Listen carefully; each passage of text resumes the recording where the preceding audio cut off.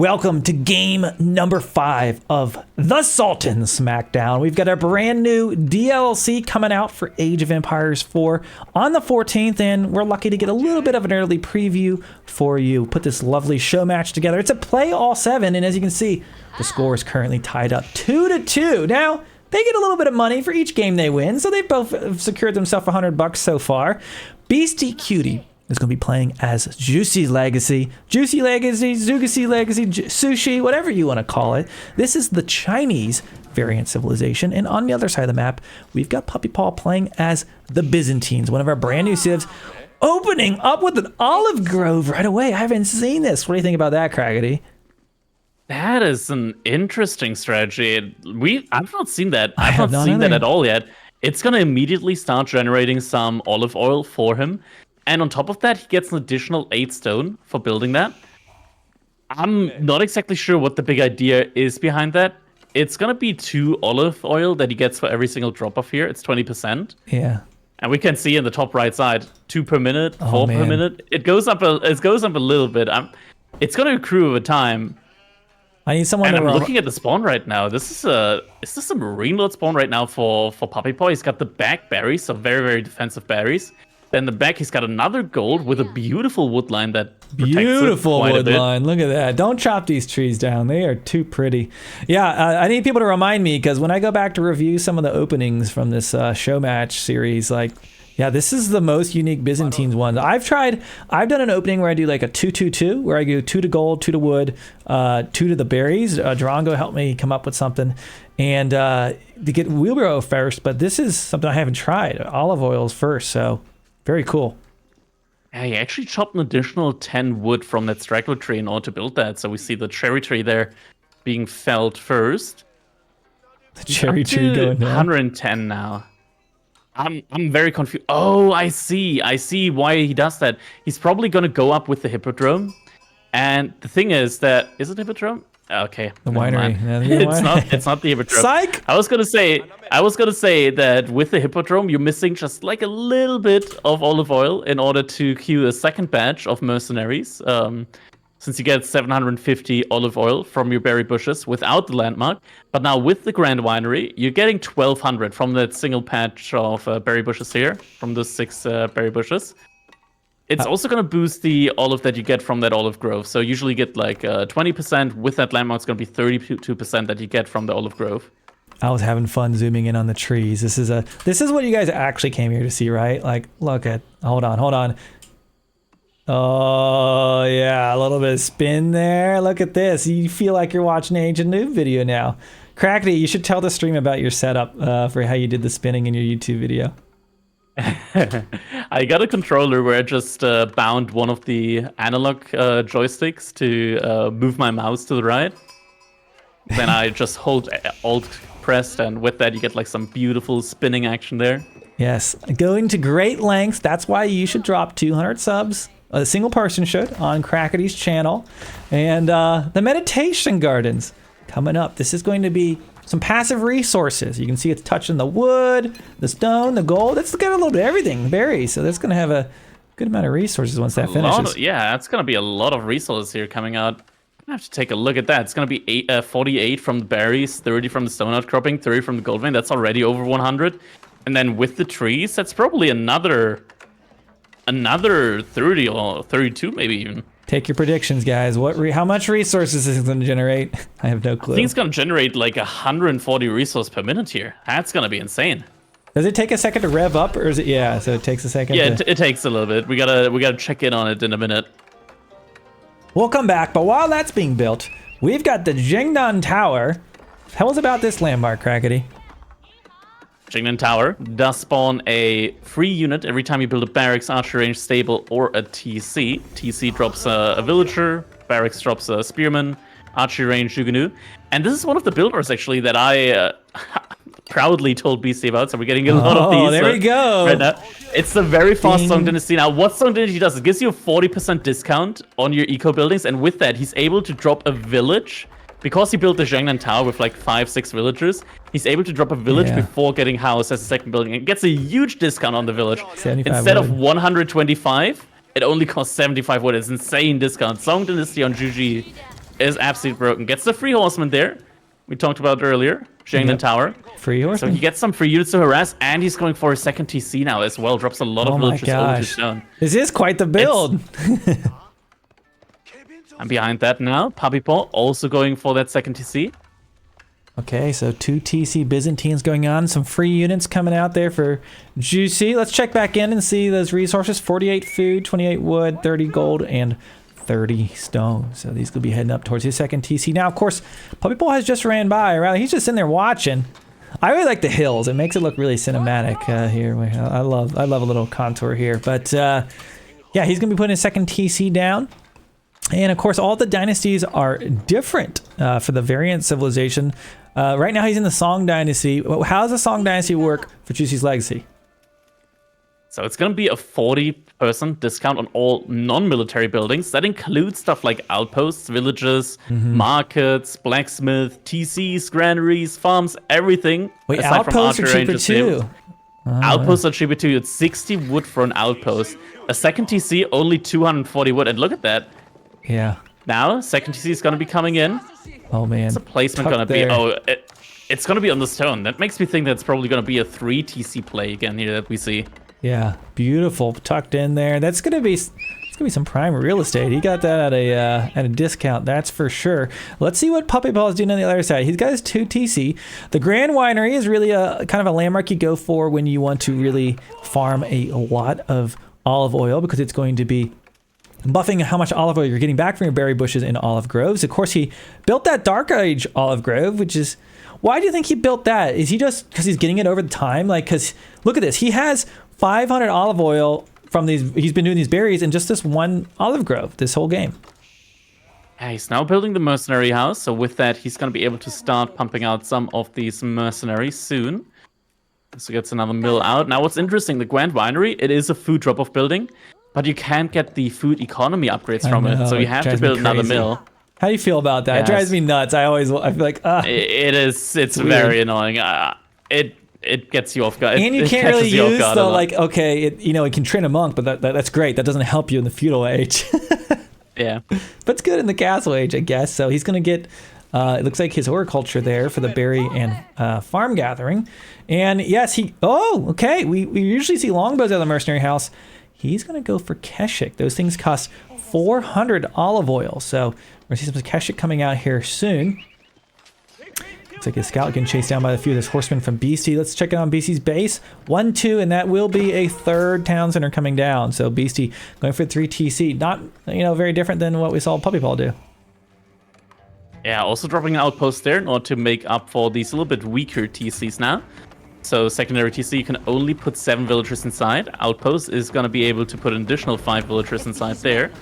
Now we see the second cistern coming out here. Aqueduct is connecting.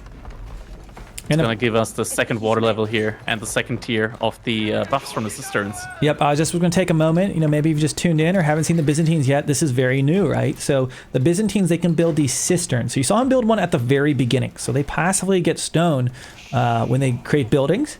But you build these cisterns, and you can see the buffs on them. 5, 10, 15, 20, 25% gather rate of villagers. So all these villagers are getting buffed up right now when in the aura of a cistern.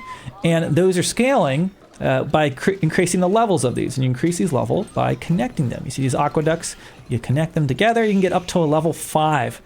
And that gives the buffs. And in addition to the villager buffs, you can have these cool little toggles that impact the nearby buildings. So this will, in fact, impact the military production rate. This will protect the research rate. This will be defense, and then you can use this to buff your villagers, actually. And if you want to get a little scuffle when they come in to raid you. So there's your aqueduct and cistern 101. Second batch of Keshiks has come out. Puppypaw soon able to click up to the next age. BC getting some large walls out right now. Walling off half the map with a lot of these palisade walls, and yeah, that's a lot. That's a lot of walling. I've really noticed with how they've updated the intelligence of the wall builders that your walls build a lot faster now. It's not like you have to babysit every villager and they're gonna run around trying to build a pillar. You gotta delete a pillar. You don't have to do that anymore. Man, BC just went crazy on walls. That is kind of nuts. The wall's open. Villagers have to retreat. Villagers go down. it always grinds my gears when I build this giant wall to avoid things like this happen, and then it's like, oh, they get in the last second, you just lose a bunch of villagers anyways. He's got villagers just barely. It's gonna hurt. Oh, BC, there's a hole on the top side as well. A Keshik just went through. You can't see it really unless you rotate. Oh, yeah, man. if you rotate the camera, you can see that wood line is connected to a straggler tree. Yeah. Whoops. Almost smarter wood walling, but you have to drag it all the way to the end, I guess. So a new age begins. Puppypaw did go up to the castle age with the Golden Horn Tower. This is the same landmark we saw earlier. So this passively produces mercenaries, and that's impacted by the levels of the cistern nearby. So he's going to be getting some free Keshik over time here. Oh, some spearmen fighting it out there, but the wall-off is gonna come in just in time. Oh, he can destroy it. Oh! Didn't finish the edges. You have to actually build them now. You hate to see it. You hate to see it. Okay, so the walling probably a little bit frustrating. I'd be frustrated here having this happen, but he's going to close it up. He's lost a few vills, but he's on 3 TC. What's Puppypaw going to do next? Let's see if he's got any military buildings. Looks like we got some barracks coming down, so maybe going to see some of these unique units. We got the Lamatinae, and then you've got the Varangian Guard. Are the units you kind of have here with the Byzantines. Of course, you could also train Gulam once he gets this veteran contract at the mercenaries. Keshik's getting caught up a little bit in the base from Beast right now. It's a lot of spearmen out, so unlikely he'll get a lot of damage out now. Some archery range is also getting dropped. 3 units being spawned with them as well. Yeah, Age up finishing. It's going to be the Mount Lu Academy, so not the Shaolin Monastery isn't able to get those monks out immediately. Instead, he's going to be able to get a lot of buffs now on his Imperial officials, as well as making it so that this Imperial official, every time he gets tax, he's going to drop off an additional 8 food. So for every 40 tax, it's an additional 8 food drop off. There you have it. Okay, the Mount Lu Academy working away. He's already getting his first tech there to get his Imperial officials moving 50% faster. You're going to see them speed up. They can train really quickly once you get this supervision one. Yeah, the regional inspection from 150 to 300%. It's crazy. So Beastie, in a defensive situation, he's got a big wall set up. Puppypaw now making his own walls now on this map. And looks like some Keshik chilling mid. There's some of those Varangian guards. They do have a berserking ability, so they can basically trade off armor for their damage. You'll see them pull out a different weapon. And then later on, there's actually one more upgrade you can get in the Imperial Age, which also gives them 30% speed while doing this. Yeah, both players right now building up their army. Beastie getting some crossbowmen, getting some palace guards out. Crossbowmen now also coming out here from Puppypaw. He's boosting all of these production buildings with the cisterns, so the production speed is increased on all of them. The Varangian Guard only taking 16 seconds, crossbows 14 seconds. Compared to BC, usually crossbowmen, instead of taking, 14 seconds? And normally crossbowmen take 23 seconds. Yep. Man, I don't know. We've got a tied up score, and I kind of feel like they're playing a little more cautiously now. Look at this. Both players all the way walled up. Maybe that's just how you play this map. And so far, it's just kind of been like a few skirmishes here and there. Puppypaw trying to grab the relics, but it feels like they're setting up for another late game for us. Oh my god, I didn't notice that. What? The Gulams can actually produce siege on the field for the Byzantines. Oh, really? Where's the Gulam? Yeah, I didn't think about that. Select the Gulam in the middle of the map. Can they actually use that? I think so. I don't trust the caster's UI, but yeah, we'll see. I mean, it makes sense. That's crazy. Yeah, really good call out. Of course, they can also train transport ships should you need one on a land map, and can also make the Hierosophon, the flaming ramen. I have a lovely fire ram emote. If you guys haven't picked it up, you should subscribe. It's the best emote on Twitch, I will argue. And there we go. Oh, I hit insert on accident. Probably our first real fight going on here. We do see the man-at-arms facing off against the spearmen on the front line. A few of those palace guards there. Crossbows on the back line for both players. I feel like the Varangian guards kind of have an advantage here right now. Beastie losing a lot of units in this fight. Lots of units went down. Monk is making its way outward here for Beastie. It's gonna be collecting one of those relics, but that's the one on his side. Meanwhile, 3 relics already collected for Puppypaw, and a 4th one is on his side.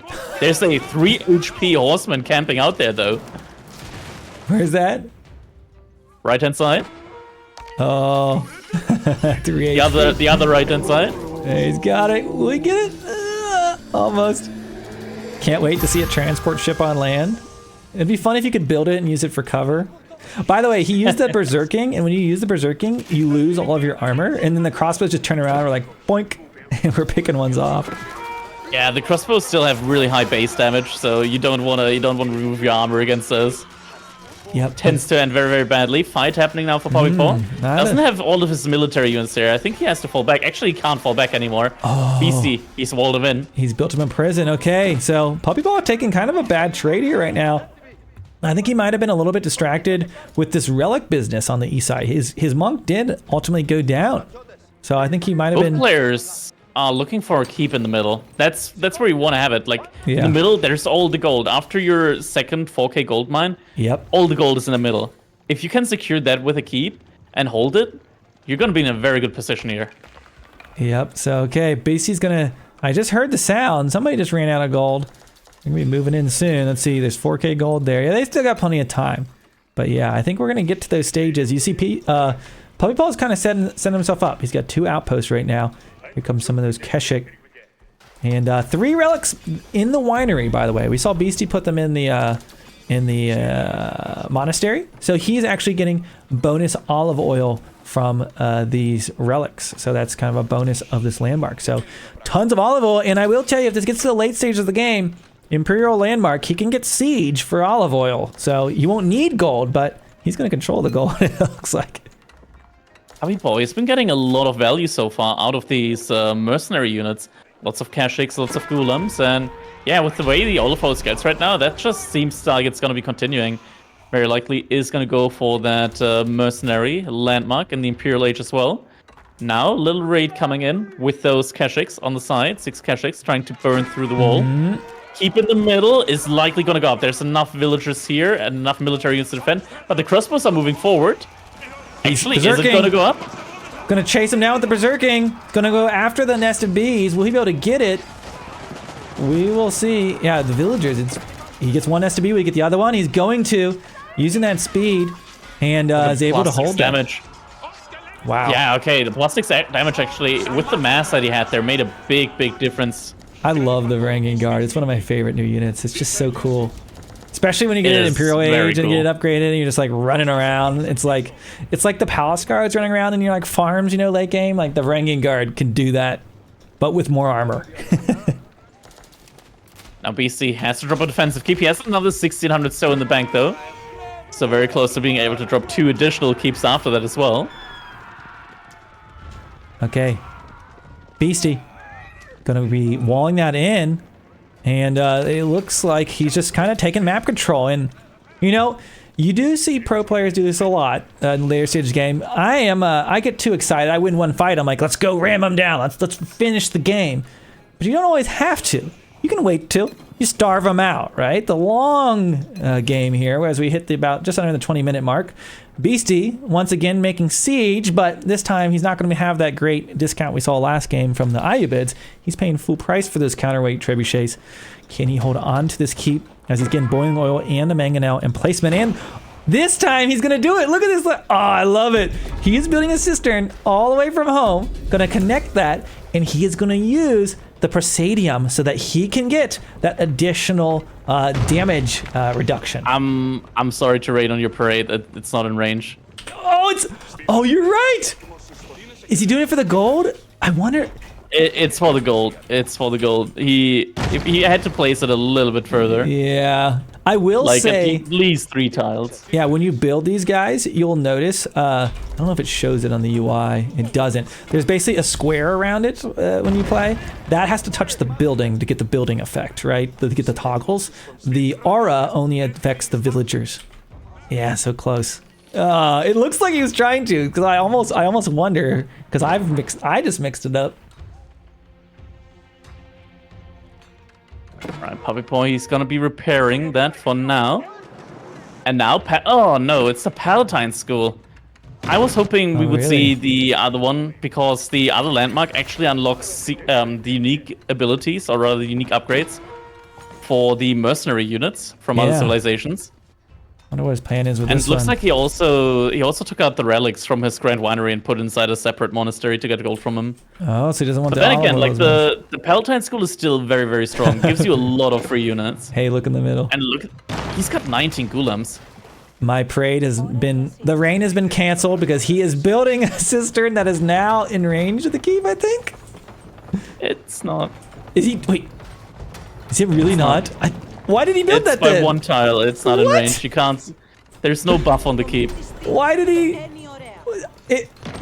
it looks like he was trying to. He's got it turned on. He activated Presidium on it. Yeah. He activated Presidium on it, but it's not in range. He built it one tile too far away. The market has Presidium. The market gets more health. I'm feeling really vindicated right now because the first time I tried this, I said to everybody, I thought it was really confusing, the difference between the circle and the square building on this, and here we have it. BC's messing it up here in a tournament because it is confusing. Yeah, Puppypaw is messing up. Oh, he is the keep. He has enough units there in theory, but he needs to take the fight. Oh my gosh. There's also the nest of bees. Look at this. Where's Puppypaw going? He's going around the sides. He's trying to raid? No, he's going for a surround attack. Yeah.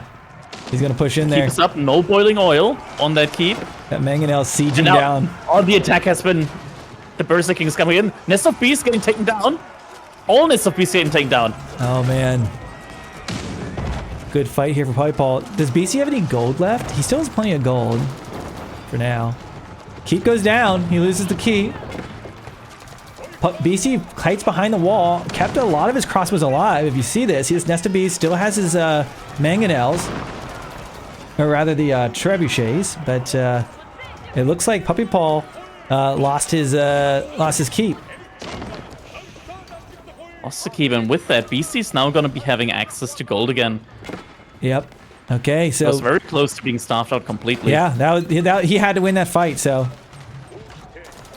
okay, so Puppypaw is kind of losing his position, falling back. He was trying to use the cisterns, but unfortunately it didn't help him out. Looks like for another Varangian guard push, he's gonna maybe activate Berserking. Now they run faster, assuming he has the upgrades. He doesn't. The Ferocious Speed, he doesn't have the upgrade yet. This doesn't look, man, they're so tanky. Look at this. He's making purely Varangian guard against crossbows mostly here.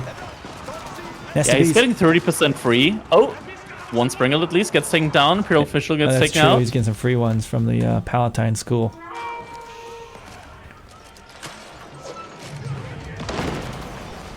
At least they have water on the front line. At least they have water on the front line. And we see two archer ranges. Reinforcements always important. Yeah, no one thirsty. And now we also get bombarded out, and look at that BC coming forward here now with that wall. Means that his trebuchets and his nest of bees are going to be able to fire across. Springles aren't going to be able to fire through. Is he going to build what I think he's going to build? He can't. He can't. They don't have it. It's not China. No, all unique landmarks. Oh man, I thought they had an H4 one, but yeah, I thought we'd see one, but he's there's the bombard. Good timing on that one, by the way. And he's taking some shots at that stone wall. Gonna be good. Now watch, you're gonna see the new wall mechanic. When the wall dies, it'll kill a bunch of the pillars on the side. Like a bunch of these segments are gonna fall down. It's not just one little piece anymore. Get ready, you'll see it. If he doesn't keep shooting at units. He keeps shooting. Yeah, I was gonna say he doesn't want to show it to you. Oh man. Behind this, you see he's still in Castle Age, but he's soon gonna have the gold to go up to the next stage. He's got 3,000 stone in the bank. He wants to drop a lot of keeps from the looks of it. And look at that. Tower Elephant is in queue right now for Puppypaw. Oh my gosh. Okay, so wait, there's a tower elephant. Okay, get some elephants in the chat. Come on, let's see them. Here they come. Okay, so man, this is really look at the mini map. Like it's like you could draw a line right down the middle. They're fighting over mid right now. Oh, we're getting Temple of the Sun. This is huge. Temple of the Sun has an aura where your keeps get +1 range. All your gunpowder units and your defensive buildings get +1. The bombard was right there. No. Temple of the Sun. Where is that thing? I don't even know where it is. Springles and nest of bees. Units. Oh, here comes the each other here. charge! Varangian Guard running in. Do they have the upgrade now? They do. Yes, they do. Okay. Pushes in. Bombard is alive with 24 HP, by the way. So he kind of pushes him behind the wall. BC has just slowly been creeping with the walls. He's really been using the walls as a kind of a defensive retreat point for his nest of bees to keep his siege alive. He's been doing a really good job with it. Bombard! Nest of bees take it out. Bees. Yep. He needs to neutralize his bees. He does have one Springold, but look at this. These nest of bees, they're not clock towers, so 2 Springle shots actually kill him. I was surprised the first time I did that. I was like, oh, this feels good. I can kill Chinese siege. Look at that. Down they go. It's another bombard again, though. Use 2 this time. I appreciate the fact that AnMagicalCow just followed the stream. Did Cow make an alt count a magical elephant? That was a quick one. Yeah, he was on the ball with that one, man. Now the elephant is out. A second one immediately in queue as well. And look at that, more stone walls coming out. Oh my gosh, look at all the Varangian Guard. Yeah, look at the keep. Also wanted to note, before you would not be able to build stone walls this close to gold. So like all this that's going on right here now wouldn't have happened before this next patch. And yeah, using the stone wall to creep forward. Here's that tower elephant. Keep goes down. Beastie, though, keeping his trebuchets alive through all of this. The walls actually stop the bombards and springles from shooting at the trebuchets. But Varangian Guard going to go around the side, picking off some villagers. We had some villagers run forward for the Jizzy's Legacy, trying to take out the bombards, but that ain't going to work out, as we see both players hovering right near 200 population. Puppypaw continues to have this elite infantry army. We really haven't seen any counterfacts or anything. Look at the right-hand side of the map. Both players on the stone mine there. Oh, look at that. Just minding their own business. Yeah, I like a little, friendly esports action, but never mind, they noticed. Beastie says, no. Gonna jump inside of the tower. Okay, so Varangian units are going to be able to hop onto the wall. And once they're up there, they're going to be taking a lot less damage. Oh, Grenadiers! Grenadiers, yeah, there they are. They're doing siege damage. Oh! Okay, we got some Grenadiers out. Man, oh man, we got a little bit of everything going on here. Look at this, Grenadiers chasing down the elephants. I feel like that was a misclick. I don't know about that one. They got angry swords. I love the purple cape on the Byzantines. We also have Gulam in there, by the way, because why have one type of man-armed when you can have 2? Man, so many of them. He's got purely Varangian Guards and Siege. That's what he's rocking right now, and it seems to be working versus crossbows and Grenadiers. You see what these Grenadiers do. I feel like these Grenadiers could hop on top of the wall here, and they'd get extended range, right? Like, couldn't they? Why are they out there? Yeah, they could be on the wall right now. They could be. They chose not to. They like being out there. They actually have a lot of health. 150 HP. They almost have twice the HP of a normal crossbowman, and with that, they're able to tank a lot, and look at that. Man, taking out some siege. Fight wasn't bad for them. The elephant tried to get the trebuchet. It's been a heck of a siege. There's been a lot of carnage. Look at the destruction value of both these players. Yeah, a lot of units have been down so far in this game.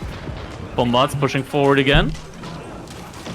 Man, this show match couldn't be any closer. I'm like sitting here reeling. I'm like, man, I need to do like I need to make there's like ATR. I need to have like a Fitz ranking system that you only get by playing in Sultan Smackdowns and have continuous show matches. Make sure you guys subscribe so we can do more. Okay. Exactly. Stonewall is gonna go down.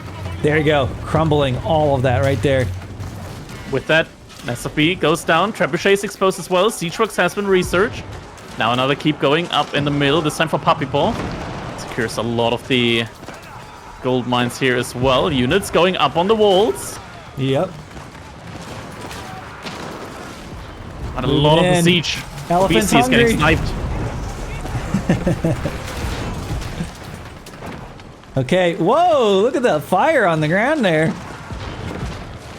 Okay, Puppypaw's really pushing forward. You can really see the difference of look how much room there was once he took out that wall. Now we've got Hand Cannoneer standing on top of that wall, getting some buff stats. He's just tearing right through all of BC's defenses, his villagers.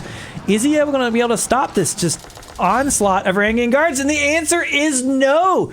Puppypaw will take the leg up in this series 3-2 with a really, really tough game between the Byzantines and Juicy's Legacy. I hope you guys enjoyed this game number 5. Stick around. Oh, yeah, game number 5. Stick around for game number 6.